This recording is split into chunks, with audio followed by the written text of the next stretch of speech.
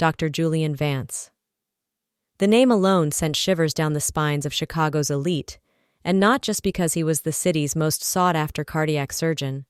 At 35, Julian was a devastating cocktail of chiseled good looks, razor-sharp intellect, and a bank account that could make Midas blush. Women, from debutantes to D-list actresses, threw themselves at his Italian leather-clad feet, desperate to become Mrs. Vance and mistress of his sprawling Lincoln Park mansion. Yet, Julian remained stubbornly, infuriatingly single.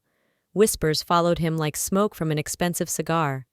Was he secretly devoted to his career?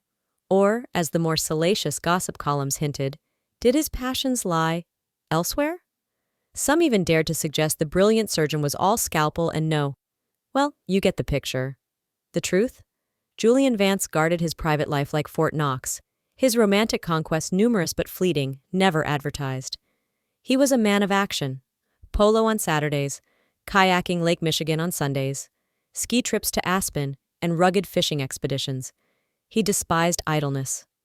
One crisp April afternoon, Julian steered his gleaming black Escalade into the Whole Foods parking lot on Kingsbury Street. He was on a mission for organic kale and imported cheese when a sight stopped him dead in his tracks. A young woman, barely out of her teens it seemed, huddled on a bench with a small boy, maybe 7 years old. They were both shivering, the biting Chicago wind whipping around them. "Good Lord," Julian muttered, a rare flicker of something other than professional detachment stirring within him. She must have had him when she was a kid, but damn, they look frozen. The boy's face was pale, his eyes wide and tearful. The young mother looked utterly defeated. Julian, for all his cool reserve, possessed a genuinely good heart, untainted by the cynicism that often plagued his profession. He couldn't just walk by. "Excuse me," Julian said, his voice softer than he intended. "You folks look like you're having a tough time. Can I help in any way? Please don't be shy." The young woman looked up, her eyes, large and a startling shade of hazel, filled with a mixture of suspicion and despair. She just sighed heavily and shook her head, not uttering a word. Proud, but poor, Julian diagnosed silently. He racked his brain. He'd idly considered hiring a live-in housekeeper. His schedule was brutal, the mansion too large to manage alone, and God knows he had the money. And this girl, she clearly needed a lifeline. "Look," he began, "this might sound a bit out of the blue, but I'm looking for a housekeeper. It's a good-paying job, live-in. My name's Julian Vance, by the way." She finally spoke, her voice a little hoarse. Natalie Miller, and this is Danny." She hesitated, the offer hanging in the air like a life raft. "A housekeeper?" "Seriously," Julian affirmed. "I'm swamped with work and the place is a mess. I could really use the help. And honestly, I'm no Bluebeard, I promise. Just a guy who needs his house kept in order. I wouldn't lowball you on salary." Natalie looked at Julian, then at her son, then back at Julian. The expensive car, the tailored suit. He could be a predator, a trafficker. The city was full of them. But his eyes? They seemed kind. And Danny was so cold. What did she have to lose? You wouldn't hurt us?" she whispered. "Never," Julian said, his gaze steady. "So do you still think I'm some kind of monster?" Natalie managed a weak smile. "No, I don't. We'll take the job. We will, won't we, Danny?" The little boy nodded, a spark of hope in his eyes. "Excellent!" Julian beamed. "Hop in the car. I'll just grab some groceries. The fridge is embarrassingly bare, hallmark of a confirmed bachelor, and then we'll head to my place." As Natalie and Danny walked towards the Escalade, Julian noticed the boy limped. "He took a nasty fall off his bike," Natalie explained, catching his glance. "Needs surgery, but, well, there's no money for that right now." "What about Danny's father?" Julian asked, then immediately regretted it. "Sorry, none of my business." Natalie flushed. "He's not in the picture. We just got to Chicago today, from a small town upstate. No jobs there. We came here hoping for anything, really." Julian nodded, understanding. The age-old story. Chasing a dream, or just escaping a nightmare. He headed into the supermarket, his mind already cataloging the changes these two strangers would bring to his meticulously ordered solitary life. He found himself buying twice as much food as usual. adding a carton of organic milk and a pack of gourmet chocolate chip cookies for Danny. This was unexpected. Stepping into Julian Vance's Lincoln Park mansion was like entering another universe for Natalie Miller and her son, Danny. The sheer scale of it, the gleaming hardwood floors, the soaring ceilings, the art-lined walls, left them speechless. Julian, ever the pragmatist despite his opulent surroundings, showed Natalie to a comfortable suite of rooms on the third floor. "Make yourselves at home," he'd said, before excusing himself to his study to review patient files. Natalie quickly proved to be an efficient and quiet presence. The house, once echoing with Julian's solitary footsteps, now had a subtle warmth. The scent of freshly baked cookies sometimes wafted from the kitchen, and Julian found his usually chaotic study inexplicably tidy. He worked long hours at the hospital, a whirlwind of surgeries and consultations, returning home to find a hot meal waiting and an oasis of calm. Danny, initially shy, began to blossom. Julian, true to his word, had stocked a playroom with a state-of-the-art gaming system and a mountain of action figures. The boy was no longer starving, and the terror had faded from his eyes, replaced by a cautious curiosity. Julian, meanwhile, maintained his bachelor routine. Dates with glamorous women, charity galas, weekend polo matches. His fiery red-headed manicurist Tiffany still eagerly anticipated his bi-weekly appointments at the exclusive salon, her suggestive banter and lingering touches making her intentions abundantly clear. "You know, Dr. Vance," she'd purr, expertly buffing his nails. A surgeon's hands, he always said, were his calling card. "A man like you shouldn't be rattling around in that big house all alone. I make a mean martini just saying." Julian would just smile enigmatically, tipping her generously, his thoughts a closed book. He'd seen Tiffany's type a million times. Beautiful, ambitious, and utterly transparent. He and Natalie fell into an easy rhythm, becoming unlikely friends. They'd chat in the kitchen sometimes, Julian sharing anecdotes from the hospital, carefully omitting the more personal details of his life. Natalie, however, remained a vault when it came to her past, especially concerning Danny. All Julian knew was the bicycle accident story and the absent father. "Must be a sore subject for single moms," he mused one evening, watching her patiently help Danny with his homework. "She's fiercely protective of that boy." The limp was a constant, painful reminder of a problem he, as a surgeon, felt an itch to solve. But who was Danny's father?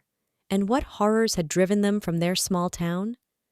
Natalie offered no clues, and Julian, respecting her privacy, never pressed. A month slipped by, an unusual domesticity settling over the confirmed bachelor and his new, guarded housemates. It was a fragile peace, one Julian sensed could be shattered by the slightest tremor from Natalie's hidden past. Julian Vance, for all his outward confidence and whirlwind social life, was a man intimately familiar with solitude.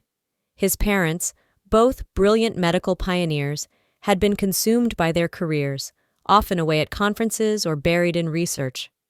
His upbringing had fallen to his grandmother, a stern, no-nonsense woman who'd provided for his needs but offered little in the way of warmth. "Off you go now, Julian," she'd say, a clumsy pat on his head, her version of affection. He'd learned early to be self-sufficient, a trait that served him well, but also built walls around his heart. By the time he was 35, he was a connoisseur of loneliness, a master of the short-lived affair, the friends with benefits arrangements that satisfied a physical need without ruffling his emotional equilibrium. Or so he told himself. One evening, after a particularly grueling surgery, he found himself staring out the bay window of his study, a glass of expensive bourbon swirling in his hand. Natalie and Danny were asleep upstairs.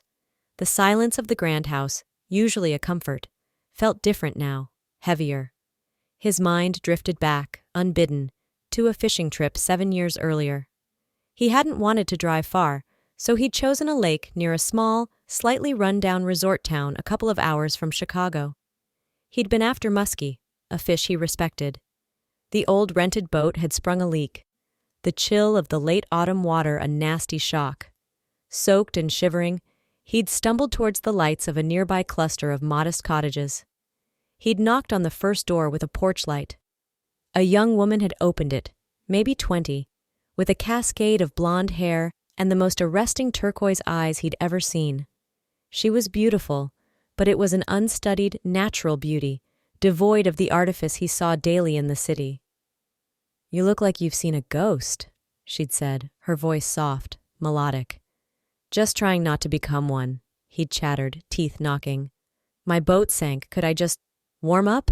I won't cause any trouble." "Of course. Come in," she'd replied without hesitation. "I'll make some tea. My stepfather won't be back for hours, probably drunk again. And my sister's away." Her candor about her family troubles surprised him, but he figured she just needed to vent. Her name was Valerie, she told him, as she handed him a steaming mug. There was an innocence about her, a vulnerability that was utterly captivating. She wasn't like the sophisticated, sometimes cynical women he usually dated. He'd felt an immediate, powerful pull. He'd turned on the full force of his charm, his well-honed wit, and Valerie, to his delight, had responded with an shy interest that was far more than simple curiosity. When he'd leaned in to kiss her, she hadn't pulled away. They'd spent the night together, a blur of passion and tenderness that felt different. "You probably think I'm easy," she'd whispered afterwards.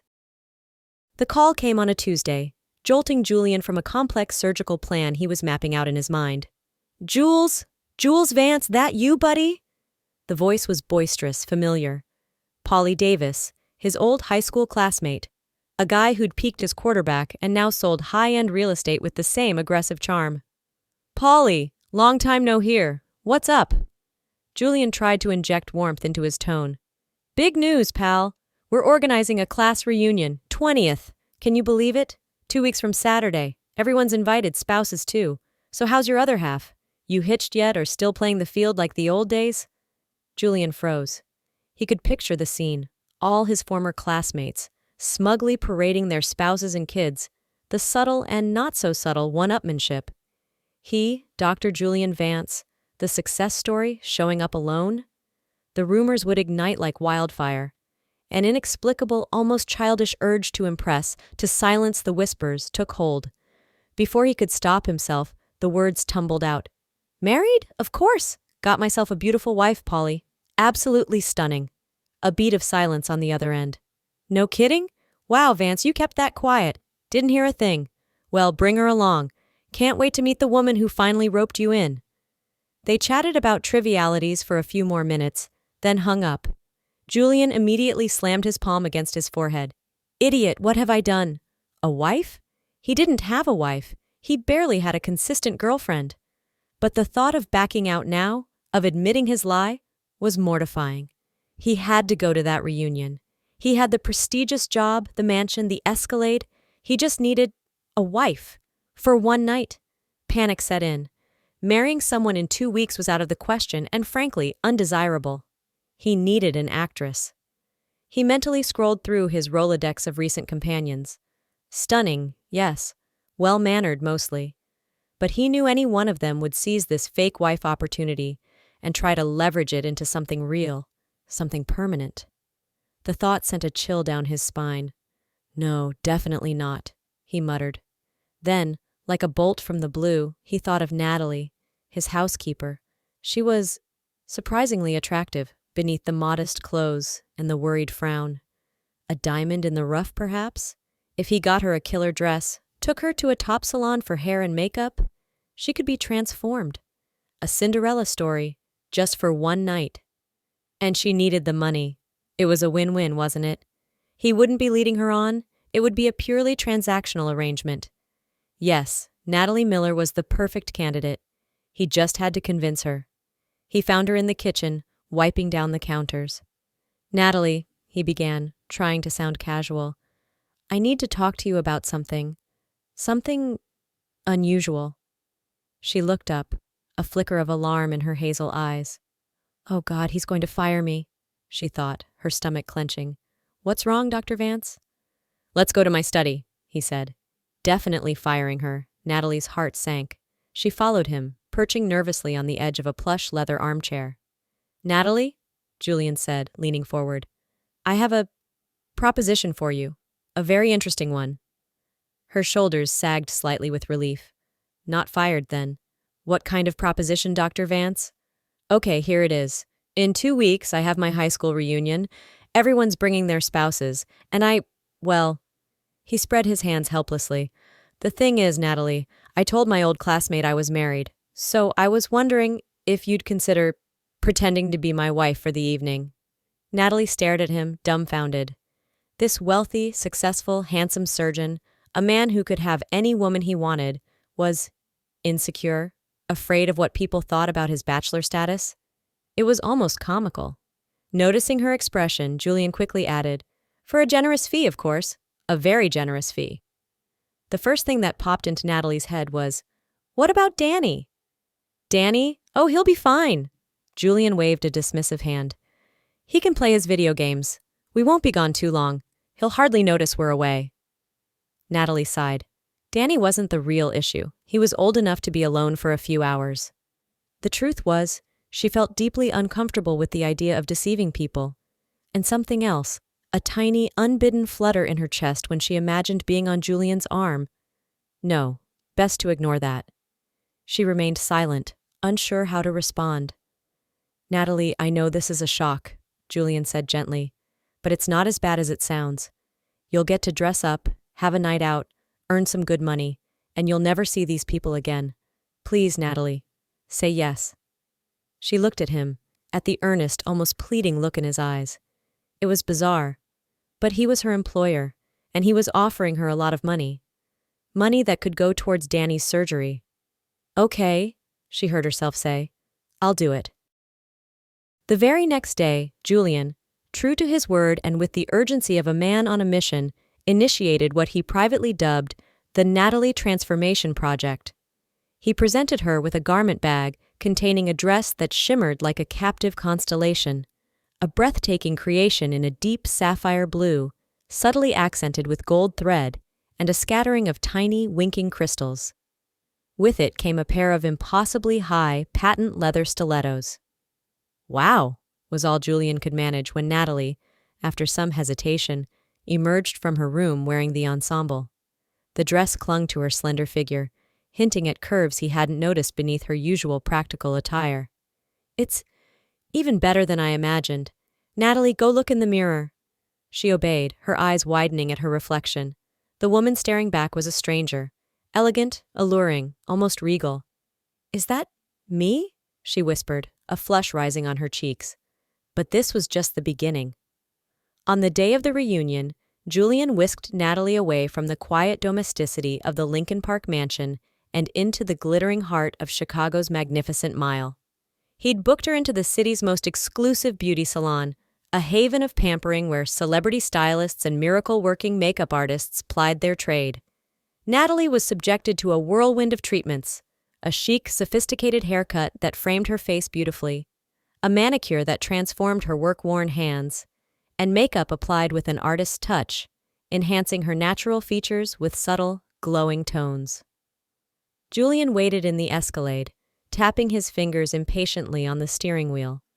When Natalie finally emerged from the salon, even he, a connoisseur of female beauty, a man who'd dated models and actresses, was momentarily stunned into silence.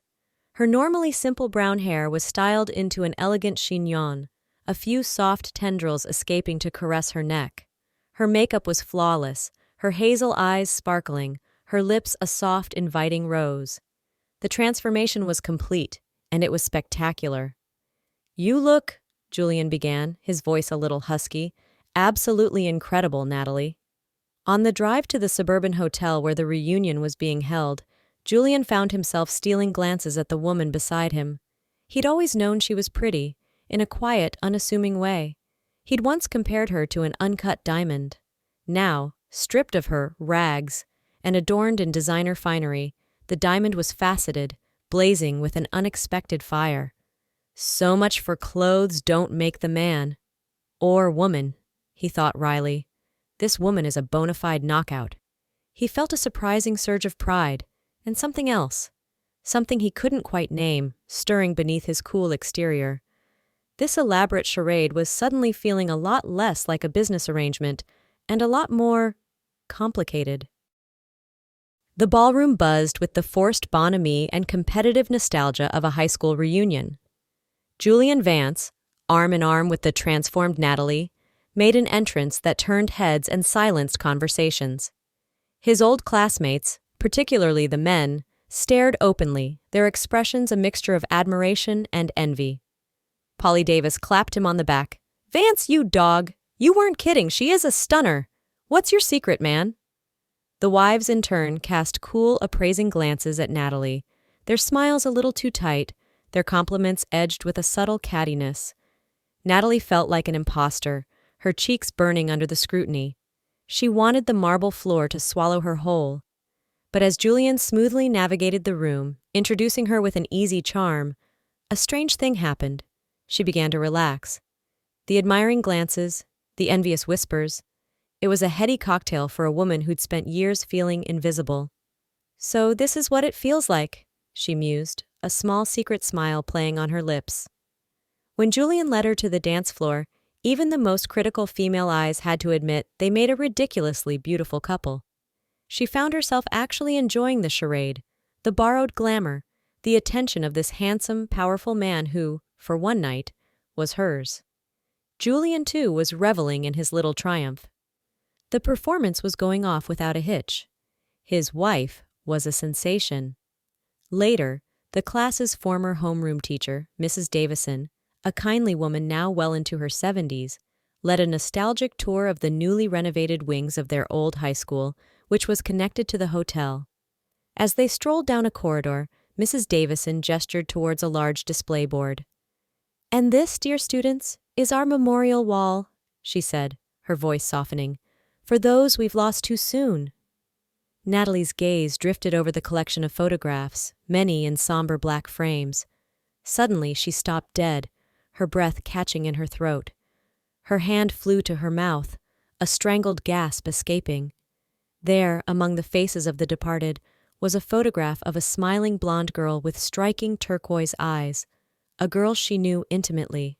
"Valerie Ashton," Mrs. Davison said, her finger tracing the name beneath the photo. "Such a tragedy. She was only with us for a couple of years, transferred in. Lovely girl. Died in childbirth, you know. So young." She continued down the line, naming other lost classmates, oblivious to Natalie's distress. Julian, noticing Natalie's pale face and tear-filled eyes, touched her arm. "Natalie, are you okay? Maybe we should step outside for some air." She could only nod, tears streaming down her face. He led her to a pair of chairs in a quiet alcove away from the group. "What is it? What's wrong?" Julian asked, genuinely concerned. Natalie struggled to speak, her voice choked with emotion. "Valerie Ashton, she was my older sister." The words tumbled out in a torrent of grief and memory. "She studied here, but not for long. Maybe 2-3 years. After our mom died from cancer, our stepfather, he started drinking heavily. We lost the house. We had to move to that awful cottage development out by the lake. Oh God, it was a nightmare." She took a shuddering breath. "Valerie got pregnant there. The guy, he bailed on her before she even knew. She died when Danny was born, a massive hemorrhage. It's been over 6 years, but it feels like yesterday." Her voice broke. Danny is her son. I've been raising him ever since. We ran away from our stepfather. He'd started getting violent." "Valerie." The name echoed in Julian's mind, a cold dread seeping into his veins. "Valerie." He pictured the blonde hair, the turquoise eyes, the cottage by the lake, the fishing trip, the night they'd spent together, 6 years ago. Danny was 7, but Natalie said over 6 years. The timeline, it fit. Oh God, it fit perfectly. He slowly turned back to the memorial wall, his legs feeling like lead. He stared at Valerie Ashton's photograph. The beautiful, innocent girl from the lake. The girl he'd seduced and then carelessly abandoned. A wave of nausea washed over him. He felt like he was going to faint. The drive back to Lincoln Park was shrouded in a silence thicker than the late-night Chicago fog. Natalie sat hunched by the passenger door, lost in a fresh wave of grief for her sister, the reunion's glamour stripped away, leaving only raw pain. Julian gripped the steering wheel of the Escalade, his knuckles white. His mind was a chaotic storm of images. Valerie's trusting smile, her passionate embrace, the devastating photograph on the memorial wall, and little Danny's innocent, limping form. Valerie, Val, the girl from the lake. My God, Danny. The pieces of the puzzle slammed together with brutal, undeniable force. Danny wasn't just Valerie's son. If the timeline was correct, if Natalie's story lined up with his own hazy memories of that autumn liaison, Danny was his son. The realization hit him with the force of a physical blow. His son. He had a son. A son he'd unknowingly brought into his own home. A son whose mother he had callously discarded. The weight of it was crushing. How could he have been so blind, so careless? He glanced at Natalie. Her face was tear-streaked, etched with sorrow. How could he tell her? How could he admit that he was the very man who had broken her sister's heart, who had fathered her child and then vanished, leaving Valerie to face her pregnancy and tragic fate alone? In Natalie's eyes, he would become a monster, a villain far worse than the Bluebeard he'd joked about, yet he knew he couldn't keep this seismic secret. The truth, however ugly, had to come out.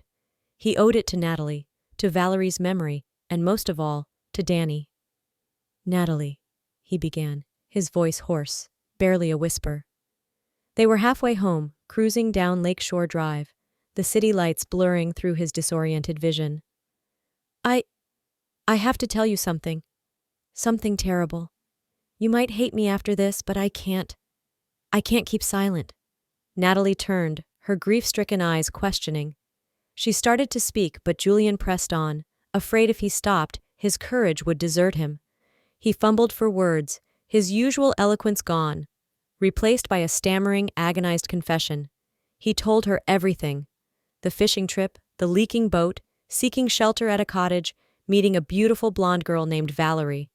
He recounted their night together, the intensity of their connection, and his subsequent, shameful fading of interest, the unanswered calls. He laid bare his culpability, his irresponsibility, his profound regret. He spoke without looking at her, staring straight ahead, the words tearing from him like shrapnel. He painted himself not as the dashing surgeon, but as the careless young man he had been, the man who had unknowingly walked away from his own child. Natalie listened, her face unreadable in the dim light of the car. She didn't interrupt, didn't utter a sound. As his confession stumbled to its agonizing conclusion, the only sound in the car was her soft, muffled sobs. Julian kept talking, a desperate torrent of words, as if trying to fill the void of her silence, to find some sliver of excuse for his past actions, though deep down he knew none existed. How could he have slept with Valerie, shared such intimacy, and not recognized her name or face from high school, even if she was a few years younger and in a different class? But she'd only been there a short time, he reasoned feebly, and he'd thought she was older, around 20. He himself had been 28. It had never occurred to him to connect her to his old school. Natalie, we're home, he finally said, his voice flat as he pulled into the driveway of the mansion. She exited the Escalade without a word, a ghostly figure disappearing into the grand house that had, until a few hours ago, seemed like a sanctuary. Back inside the imposing silence of the mansion, Danny was fast asleep, oblivious to the emotional earthquake that had just ripped through the lives of the two adults responsible for him. Julian and Natalie drifted to their separate rooms, the air thick with unspoken accusations and unbearable truths. Sleep, however, was an impossible dream for either of them. Natalie, restless and raw, found herself on her small balcony, staring out at the indifferent Chicago skyline. A light glowed from the kitchen window below. He was awake too. An irresistible impulse drew her downstairs. Julian sat at the massive kitchen island, a bottle of expensive single malt bourbon before him, alongside a small plate of cheese, olives, and a sliced lemon, remnants of a hastily assembled attempt at solace. He looked up as she entered, his eyes bloodshot and weary. "Drink?" he offered, his voice rough. Natalie rarely touched hard liquor, but tonight felt like an exception. The sheer weight of emotion, grief, shock, a bewildering tangle of anger, and something else she couldn't name, demanded to be blunted, even if only temporarily. She nodded, and he poured her a generous measure, sliding the glass across the polished granite. "You haven't said a word," Julian finally managed, swirling the amber liquid in his glass. "You condemn me, don't you? You must." Natalie took a slow sip, the bourbon burning a welcome trail down her throat. "Oh, Julian," she sighed, the formal Dr. Vance gone, replaced by a weary intimacy. "Who am I to condemn anyone?" She shrugged, a gesture of profound exhaustion. "I don't even know what I'm feeling right now, but no, I don't condemn you. You were young, and I don't know the whole story. You can't command your heart. Even if you had stayed with Valerie, there's no guarantee she would have lived." "But how can you say that?" Julian countered, a fresh wave of guilt washing over him. "My parents are doctors. They could have found her the best obstetrician, the best care. She probably had underlying issues. And I honestly didn't know she was pregnant." "And you see," Natalie offered a small sad smile, "Valerie didn't tell you. So, no, I don't blame her. And I don't blame you either. It just happened that way." "Thank you," Julian breathed, a fraction of the immense burden lifting from his shoulders. That means more than you know." They talked for another hour, the bourbon flowing, the barriers between them dissolving in the shared crucible of grief and revelation. Julian hadn't expected such swift, almost unbelievable absolution. He felt a profound gratitude towards this woman who, by all rights, should despise him. He moved from his stool, came around the island, and sat beside her. Hesitantly, he put an arm around her shoulders, a gesture of comfort that felt both natural and terrifyingly new. "Natalie," he whispered, his face close to hers, her scent, a mix of the expensive perfume from the salon and her own subtle, clean fragrance, intoxicating him. And then, almost without conscious thought, he was kissing her. It wasn't a kiss of seduction, not initially. It was a kiss born of shared sorrow, of a desperate need for human connection in the face of an overwhelming truth. But as their lips met, something shifted. The grief, the shock, the bourbon, the raw, exposed emotions, it all coalesced into a different kind of intensity, a spark of forbidden, undeniable chemistry. Neither of them quite understood how they ended up in Julian's master suite, the grand, opulent room suddenly feeling like the only sane place in a world turned upside down. It was as if some unseen force, the same force that had drawn him to her at the supermarket, had propelled them there. For a fleeting moment, Julian thought of Valerie, a pang of déjà vu so sharp it almost made him pull away. But then Natalie's lips were on his again, and all thoughts, all ghosts were banished by the searing reality of the present. Natalie awoke to the pale Chicago dawn filtering through the silk curtains of Julian's enormous bedroom. He was still asleep beside her, a faint smile on his lips. But for Natalie, the morning brought not peace, but a cold wave of mortification. "Oh God, what have I done?" she thought, horror coiling in her stomach. "He'll think I'm just like any woman, ready to jump into bed with the first man who shows me a moment's kindness. Or worse, that I use this situation." She couldn't bear the thought. She had no idea that years ago her own sister had voiced almost identical fears to the same man. It was the bourbon, she tried to rationalize. The shock. But deep down, she knew it was more. She had to leave. How could she possibly continue to work for him, to live under his roof after this? Julian stirred, a contented sigh escaping him. He reached out, his hand searching for her, and finding the space beside him empty, he shot upright. "Natalie?" he called out, a note of alarm in his voice. "Natalie Kins?" No answer. He guessed she'd retreated to her own room. He patted down the hall, knocked softly on her door, and entered at her hesitant, "Come in." He found her stuffing clothes haphazardly into a worn suitcase. "Natalie, what on earth are you doing?" he asked, bewildered. "I'm packing," she stated, avoiding his gaze. "Because we shouldn't have. You understand?" "Oh, Natalie Kins!" Julian exclaimed, running a hand through his already disheveled dark hair. "Shouldn't have, should have. It doesn't matter now, does it? It happened. What's the point of dissecting it? You were going to say I should have known better, right? That I shouldn't be so reckless?" "No!" Natalie retorted, stung. I was going to say I shouldn't have been so reckless. You women and your penchant for overthinking and dramatizing everything, Julian sighed. And you men always have it so simple, don't you? Natalie shot back. Veni vidi vici, you came, you saw, you conquered. Julian recognized the futility of arguing with her, especially when emotions were this raw. If it hadn't been for that damned reunion and the subsequent bourbon-fueled confession, this conversation wouldn't be happening. But then his thoughts turned to Danny. The boy needed surgery. He, Julian Vance, renowned surgeon, was uniquely positioned to help. He would have helped anyway. But now, knowing Danny was his son, it was an absolute, non-negotiable imperative. He performed a DNA test in secret the very next day, the results confirming what his heart already knew. Danny was his flesh and blood. Veni, vidi, vici, huh? Julian muttered, a wry smile playing on his lips. Fine, if that's how you see it. But what about the boy? Have you thought about Danny? Where will you go with him now?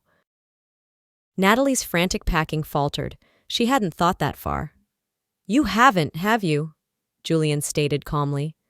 Look, I'm planning to get the ball rolling on his surgery starting tomorrow. So, Natalie, put your reckless drama aside. We'll just forget what happened and continue our arrangement. Does that work for you? Natalie, cornered and overwhelmed, could only nod. Good. Settled then. He left the room, leaving Natalie to sink onto her bed, the half-packed suitcase a testament to her turmoil.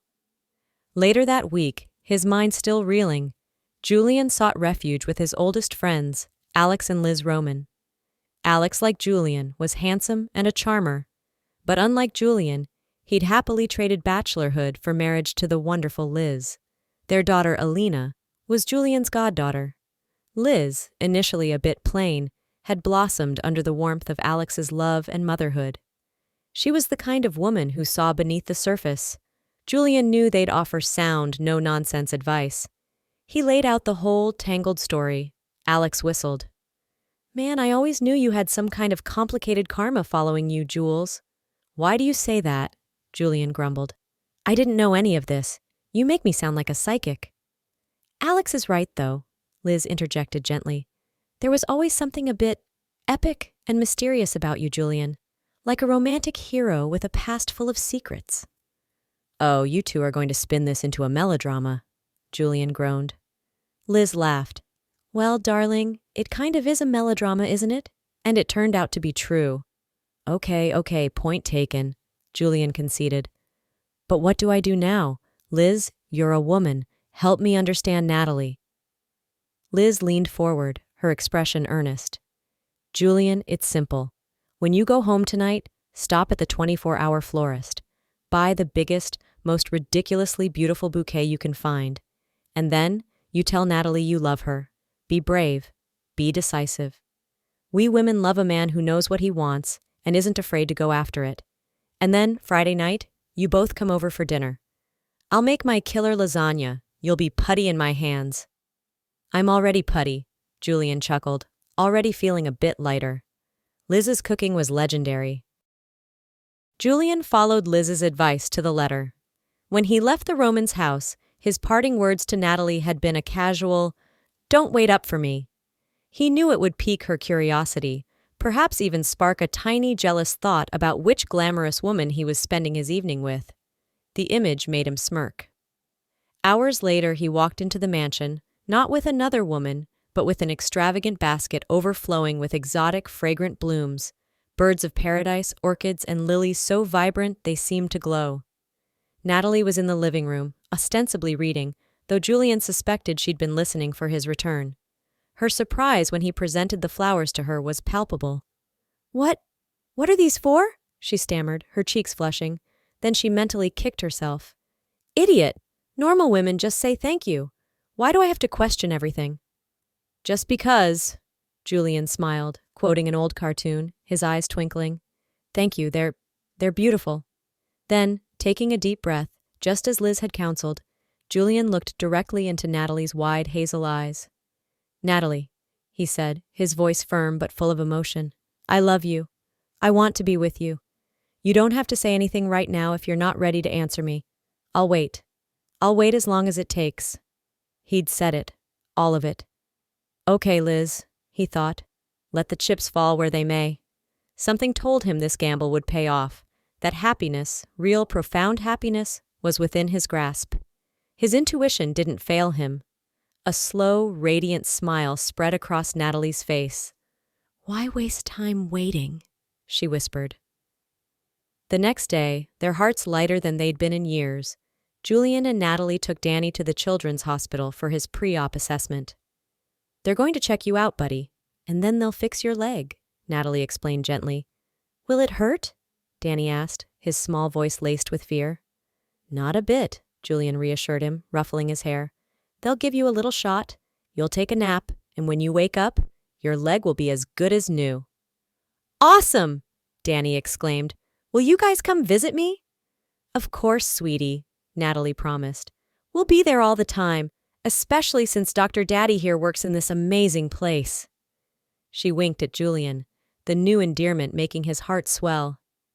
The surgery, performed by one of Julian's most trusted colleagues, was a resounding success. Congratulations, folks! The procedure went perfectly, the pediatric surgeon announced, beaming. Natalie burst into tears of relief, and Julian, laughing, pulled her into a tight hug. Silly goose, why are you crying? It's all over. The hard part is done. Ahead lay recovery and rehabilitation, but the biggest hurdle was cleared. They had done it. A few weeks later, after Danny was discharged from the hospital, Julian drove them to the small, quiet cemetery in the lakeside town where Valerie Ashton lay at rest. The air was still, broken only by the distant cry of a crow. They stood before a simple headstone, where hardy, low-growing sedum bloomed, a surprisingly cheerful splash of color. A small, oval photograph showed Valerie's youthful, smiling face. Hi, Val, Natalie whispered, crossing herself. See, sis, look how life turned out. I hope you're not mad at me. Julian looked at the photo, a wave of old regret washing over him. Valerie, why didn't you tell me anything? But he knew why. She'd been proud and scared. Danny, holding Natalie's hand, looked from the grave to his aunt, then to Julian. He didn't remember his biological mother. For him, Natalie was the only mother he'd ever known, the woman who had sacrificed everything for him. But perhaps, Julian thought, it was time for the boy to know the truth. Is this my aunt? Danny asked softly, unwittingly opening the door. Natalie knelt beside him, her voice choked with tears. No, sweetie. This is your real mommy, the mommy who gave birth to you. Then she went to heaven, and I took you to live with me. I did the right thing, didn't I? Of course, Danny nodded, his small face serious. I was just a baby. I couldn't live all by myself. Such a wise, sensitive boy, Natalie thought, her heart aching. He didn't even ask about his father. She didn't know how she'd ever explain that Julian, the man who had become such a fixture in their lives, was his biological dad. Not today. Today was about Valerie. They placed a bouquet of tea roses, Valerie's favorite, on the grave, and drove away. You handled that beautifully, Julian told Natalie later that evening. So gentle, so tactful with Danny. You know this isn't the whole story, right? She sighed. I know, but we'll get there. The right moment will come. A week later, Julian took Natalie and Danny to meet his parents. Victor and Olivia Vance lived in a stately pre-war apartment in the heart of downtown. Both retired from active surgery but still consulted. They were pillars of Chicago's medical community. Julian had, with characteristic candor, told them everything, the whole tangled, improbable story. So, they weren't just expecting their son's new girlfriend and her nephew. They were waiting to meet their grandson and the woman who had raised him. The apartment buzzed with warmth. Mom, you've outdone yourself, Julian exclaimed, handing Olivia an enormous bouquet of spiky chrysanthemums. Your favorites. You always did know how to charm a lady, Olivia chuckled, hugging him. Well, Mom, these days I only charm 2 ladies, you and Natalie Kins. Oh, and Liz Roman, but that's different. Aren't you going to introduce your lovely bride-to-be? Victor interjected with a wink, then turned to Danny. And this charming young man? Julian slapped his forehead playfully. My apologies. Formalities. Introductions were made, and soon they were all seated around a table groaning with food. Danny, to Natalie's relief, seemed completely at ease, chatting animatedly with his newly discovered grandparents. The call of blood, she mused, feeling her own initial nervousness melt away under Victor and Olivia's genuine kindness. Suddenly, Julian cleared his throat. Ahem, your attention, please. I have some news for you all. Pleasant news, I hope. Olivia smiled knowingly. We have no doubt, son. Julian rose, walked over to Natalie, and dropped to one knee. From his pocket, he produced a small velvet box. Inside, a diamond sparkled with a fire that rivaled the city lights outside. Natalie Miller, he said, his voice thick with emotion. Will you marry me? I promise to love you for the rest of my life and be the best husband and father in the world. Tears streamed down Natalie's face. Yes, she whispered. Oh, Julian, yes, of course, yes. To this we must drink, Victor declared, raising his glass. The Vances were finally going to be a complete family. The wedding was an elegant affair, intimate yet joyful, held in the Vances' beautifully manicured garden. Do you, Julian Victor Vance, take Natalie Marie Miller to be your lawfully wedded wife? The officiant's voice was sonorous. I do, Julian declared, his eyes locked on Natalie. And do you, Natalie Marie Miller, take Julian Victor Vance to be your lawfully wedded husband? I do, she whispered, her heart overflowing. Rings were exchanged, a tender kiss sealed their vows, and then their family and friends surged forward with joyous congratulations. My darlings, be happy, Olivia Vance cried, embracing them both. Victor clapped Julian on the shoulder. Attaboy, son, you snagged a real beauty. Love, happiness, and lots of grandbabies. Liz Roman, radiant, gushed. You two are just so perfect together. Congratulations. Alex hugged his friend, then gallantly kissed Natalie's hand. As they left the ceremony, showered with rice and rose petals, Danny, looking dapper in a miniature tuxedo, announced in the limousine, When I grow up, I'm going to marry Alina Roman. Natalie chuckled. Oh, really? Does Alina know about this grand plan? Well, I haven't officially proposed yet, Danny admitted with mock seriousness. But I told her I like her. That's a pretty strong hint, right? Julian roared with laughter. Ironclad logic, son. A few days before the wedding, another crucial conversation had taken place. Mommy, Danny had asked one evening as Natalie was doing her nails and Julian was engrossed in a fishing gear catalog. Is Uncle Julian going to be my daddy now? Julian put down the catalog. Danny, come here, son. We need to have a man-to-man talk. Danny sat beside him, looking serious. Listen, Julian began, struggling for the right words. I'm not going to be your dad. I am your real dad, Danny. A long time ago, I knew your first mommy, the one who gave you birth. It's a sad story, and when you're older, we'll tell you all about it. You and my first mommy had a romance? And then you dumped her like in the movies? Danny asked, his brow furrowed. Well, you could say that, Julian nodded, wincing inwardly. We went our separate ways, and I didn't know about you. It sounded like a weak excuse, even to his own ears. But Danny simply threw his arms around Julian's neck. It's okay, Dad, it's okay. And just like that, another ghost was laid to rest. Their honeymoon was a dream. Paris. For Natalie, a girl from a struggling small town who'd barely dared to dream of Chicago, it was beyond fantastical. I have a confession, she whispered to Julian as their plane soared over the Atlantic. I've never actually been on an airplane before. Julian grinned. Stick with me, Mrs. Vance. We'll rectify that oversight many times over. They explored every arrondissement, shopped till they dropped, Julian insisting Natalie indulge herself, and returned laden with gifts for everyone, including a bewildered Liz, who exclaimed over the insanely expensive designer scarf Natalie gave her. You won't believe it, Liz, Natalie laughed. It was cheaper than anything comparable here. Even the struggling Parisians dress better than our middle class.